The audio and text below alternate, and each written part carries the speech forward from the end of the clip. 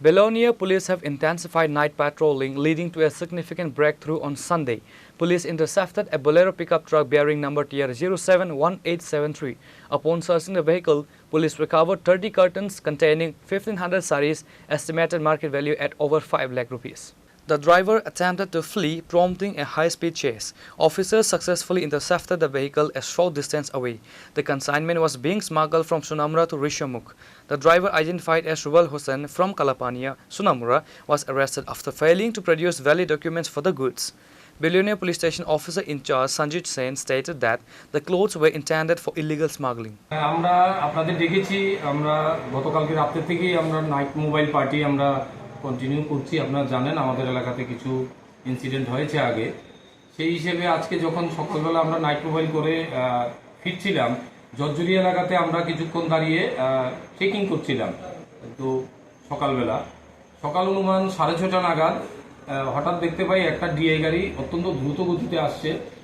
সেটাকে আমরা যখন সিগন্যাল দিই সেটা দাঁড়ায়নি, 100 মিটার 200 মিটার আগে চলে গেছে। তখন আমরা দুটো গাড়ির পিছন ধাওয়া করে গাড়িটা আমরা ডিটেইন করেছি। তো গাড়িটাকে তল্লাশি করে দেখতে পাই এর মধ্যে প্রচুর কাপড়ের বান্ডেল আছে, নতুন কাপড় বান্ডেল আছে। তখন আমরা ড্রাইভার এবং গাড়ি সহ আমরা থানায় এখান থেকে নিয়ে আসি। এগুলা সার্চ করার পর আমরা দেখতে পাই যে গাড়িতে মোট 30টা বান্ডেল সুতি দিয়ে গোছানো 30টা বান্ডেল কাপড় শাড়ি আছে, যেগুলা খোলার পর দেখতে পাই। কাউন্ট করার পর টোটাল 1500 শাড়ি পাই আমরা এর মধ্যে। তো এটা একটা গাড়ি ডিআই গাড়ি যেটা আপনারা দেখতে পেয়েছেন TR 071873 বুলেরো পিকআপ গাড়ি, এর ভিতরেই কাপড়গুলো ছিল। আমরা ড্রাইভারকেও আমরা ডিটেইন করেছি। আমরা কাপড় এবং গাড়িগুলো সিজ করে একটা ইনভেস্টিগেশন শুরু করেছি এবং এর কাপড়গুলোর বাজার মূল্য অনুমান 5 লাখ টাকা হবে। তো আমরা এটা সিজার করে ইনকোয়ারি শুরু করেছি। চালকের নাম কি? চালকের নাম হয়েছে রুবেল হোসেন, তার বাড়ি কালাপানিয়া সোনামুড়া। কোনখান থেকে আইতে লাগছিল গাড়িটা? গাড়িটা সোনামুড়া থেকে এসে এটা ঋষিমুখের দিকে যাচ্ছিল। মালিকের নাম ধাম কি জানতে পেরেছেন? না, এখনো আমরা দেখছি, আমরা অ্যাপসে দেখে আমরা ইনভেস্টিগেশন সবগুলা। আপনার কি ধারণা এটা বাংলাদেশে পাচারের উদ্দেশ্যে নিয়ে যাওয়া হচ্ছিল?